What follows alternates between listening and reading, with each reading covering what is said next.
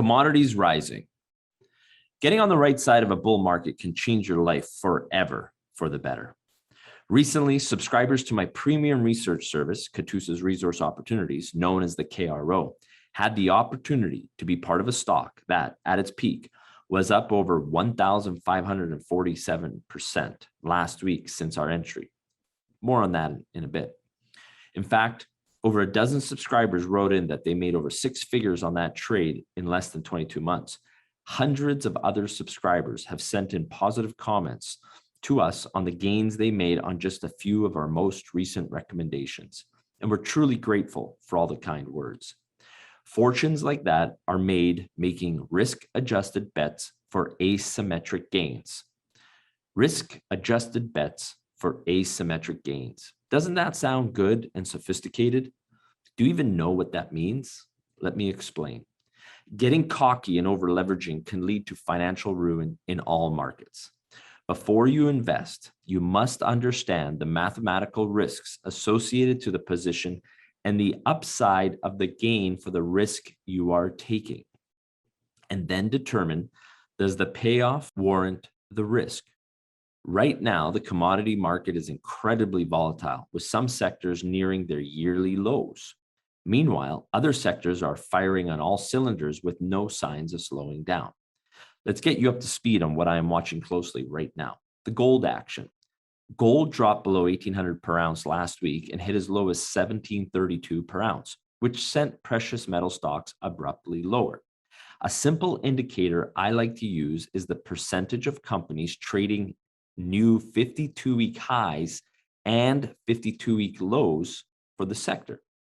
The chart you're seeing right now is the number of companies near its 52-week lows has jumped to nearly 50% of all publicly listed companies in the span of a few months. The gravitational pull towards the 52-week lows has caused the gold producers and developers to far surpass the declines of bullion.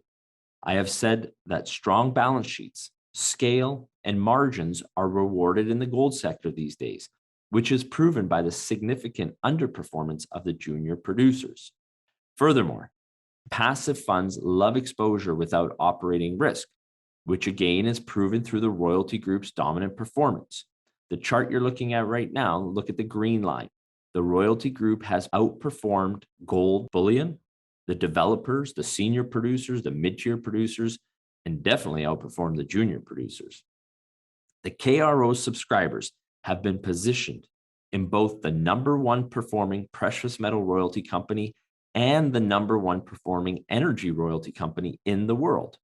Considering gold is down over 5% in September, our precious metal royalty company is up over 25% and the most liquid and most traded royalty company in its peer group. Heading in the opposite direction of the precious metals market is the energy market. Watch for Europe's cold winter, the colder war. Natural gas, oil, coal, and uranium have been on a tear. Energy prices are soaring around the world. Underinvestment and supply bottlenecks have sent the prices of natural gas and coal skyward in rapid fashion. Natural gas inventories in Europe are low, and in true President Putin fashion, Russia has yet to play all their cards and has left Europe in a tangle. Watch Gazprom very closely, and you will see Putin making some strategic geopolitical moves this winter. If it is a cold winter, which it appears it will be, this will further drain natural gas inventory levels and send the prices of natural gas and coal higher. You can see from the chart you're looking at now that the natural gas prices have soared in Europe in response to these low inventory levels. Look at the red line of the UK natural gas, the black is the Dutch, and the blue is the US Henry Hub. Soaring gas prices mean that it can be economically viable for the socialist green Europe to burn coal to generate electricity, which is precisely what they are doing. The price of coal in Europe has gone up over 150% this year, is now selling at a 13-year high. Australian Newcastle coal is up 250%, flirting with the 2008 highs. Low Chinese stockpiles coupled with the political fight with Australia has sent domestic prices up over 100% for the year while stockpiles remain low. This week, China's State Electricity Council stated they would procure coal at any price. You're looking at the prices right now in coal. You can see that the thermal coal, which has been the significant underperformer, is outperforming now. And look at the Chinese coal price is going to catch up. There are multiple derivative effects of higher natural gas and coal prices. For one, industries which use natural gas as an input, such fertilizer producers, are seeing their input costs skyrocket. CF Industries, one of the world's largest fertilizer producers, even went so far as to shut down a UK production facility. Average selling prices for urea and ammonia-based fertilizer have increased 50% since just August. Manufacturers will try to pass these costs onto the farmer, who will in turn pass the costs down onto you, the consumer. Carbon coming alive. With more coal being burned, we are seeing the price of pollution go skyward. You can see this through the chart that we put together, which is the European Union allowance permit, which is the compliance market for carbon credits. This year, we've seen the prices soar by over 80% and by 20% just in the last month. Many people have contacted Katusa Research asking, where do we get carbon prices? The best website for and free resource is a place we go to called www.carboncredits.com, and go to their carbon pricing dashboard. In North America, carbon is getting more attention. This week, CIBC, which is one of Canada's largest banks, completed its first successful transaction, facilitating a trade between the Nature Conservancy of Canada and a UK commercial bank. I do believe this is just the tip of the iceberg for the carbon market. Net zero targets have soared, with over 3,000 companies and over $88 trillion now committed to net zero emissions. Take a moment to consider the magnitude of that dollar figure and the significance of the number of companies pledging to go net zero. KRO readers can look forward to an in-depth outlook on where the puck is going in the carbon market in the coming October issue. The KRO was the first newsletter in the world to cover the carbon sector, and subscribers are sitting on triple-digit gains already. Uranium breather.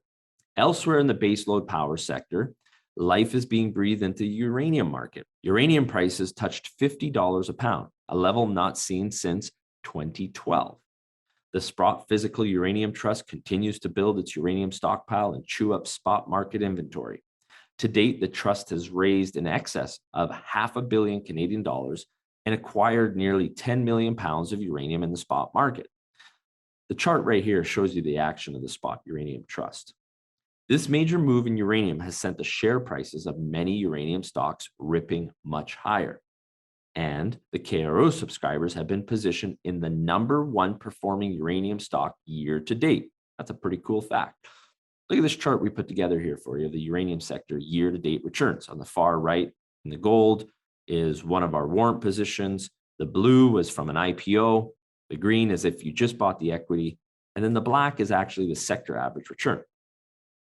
The commodity markets are experiencing incredible volatility these days.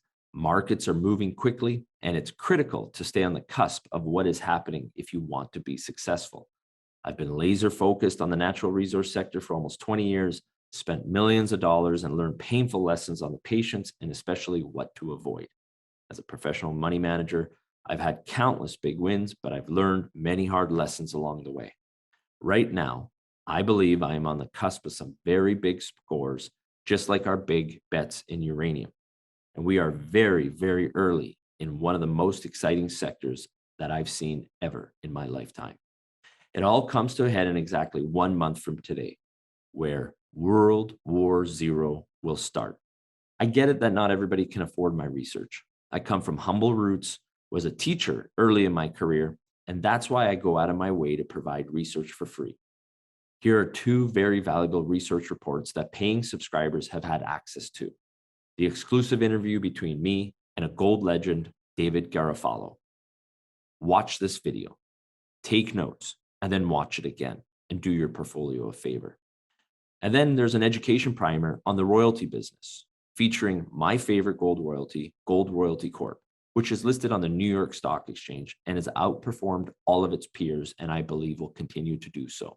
Use them. They are valuable and they may help you make money. Stay safe.